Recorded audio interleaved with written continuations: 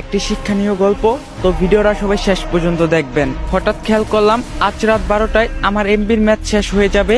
এখন এই কয়েক ঘন্টার মধ্যে আমাকে 50 জিবি এমবি শেষ করতে হবে। পুরাই দিশেহারা হয়ে গেলাম আমি। কি করব, কেমন করে খরচ করব এত অল্প সময়ে এতগুলো এমবি? কিছু কি ডাউনলোড করব, নাকি ভিডিও দেখব, নাকি নিউজ ফিডটা ঘুরে শেষ করব সব? আবার ভাবছি কিছু এমবি পোস্ট করে না হয় শেষ করি, না হয় কোনো ভিডিও ডাউনলোড করি। আসলে কি করব কিছুই বুঝতে পারছিলাম না। এত মূল্যবান এমবি গুলো এভাবে নষ্ট হয়ে যাবে, কোনো কাজেই আসবে না আমার।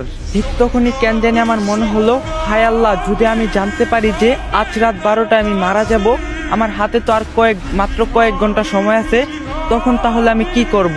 নামাজ পড়ব, নাকি কোরআন তিলাওয়াত করব, নাকি নিজের গুনাহের জন্য মাফ চেয়ে নিব, নাকি মনের ইচ্ছাগুলো পূরণ করব? আচ্ছা, আপন মানুষগুলোর সাথে শেষ সময় কাটিয়ে দিলে কেমন হয়? থাক, আগে একবার দেখে নিই দেনা পাওনা কি কি আছে। ঋণের বোঝা নিয়ে কবরে না যাওয়াই ভালো।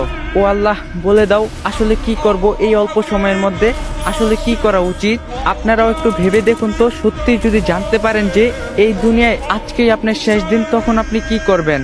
কি করে আপনার মহামূল্যবান সময়টাকে নিজের রবের সন্তুষ্টির পথে বানাবেন? আসুন, সময় থাকতে আমরা নিজেদেরকে বদলাই। আল্লাহ আমাদের সবাইকে হেদায়েত দান করুক, আমিন। তো গাইস, যদি ভিডিওটা ভালো লাগে বেশি বেশি করে কপি লিঙ্ক করে দিবেন, কারণ আইডিটা ফিউজ আছে, আইডি আনফ্রিজ করে দেন। আর আপনারা যদি এখন থেকে ইসলামিক ভিডিও দিতে বলেন, অবশ্যই কমেন্টে বলবেন, কারণ আপনাদের কমেন্টের উপরে ভিডিও বানান। আপনারা যদি বলেন ইসলামিক ভিডিও দিতে, তাহলে ইসলামিক ভিডিওই দিন।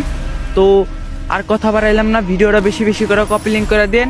তো আজকের ভিডিও এই পর্যন্তই ছিল। সবাই ভালো থাকবেন, সুস্থ থাকবেন। আল্লাহ হাফেজ।